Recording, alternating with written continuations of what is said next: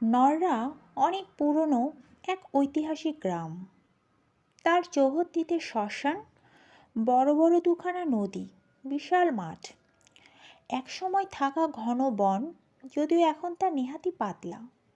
প্রাচীন সাঁওতাল জাতির মানুষদের থেকে শুরু করে অত্যাধুনিক বাসস্থান সবই এখানে আছে। আমার এই কাহিনীর নায়ক এক গোয়ালা নন্দন, নাম আশিস। আমি যখন ওখানে গেলাম, এই ঘটনা সেটার শেষ দিন। তার আগে 3 দিন ধরে বেচারা আশিস ঝাঁটা পেটা, ছেঁড়া জুতোর ঘা, চর থাপ্পড় তো আর হাতে গোনা যাবে না, আর শুকনো লঙ্কার পোড়ার ধোঁয়া শুকতে শুকতে কাহিল হয়ে পড়েছিল। তার অপরাধ কি এমন ছিল যে এত অত্যাচার হবে তার ওপর? অবশ্য যার ওপর এত কিছু হচ্ছিল সে কিন্তু নির্বিবাদ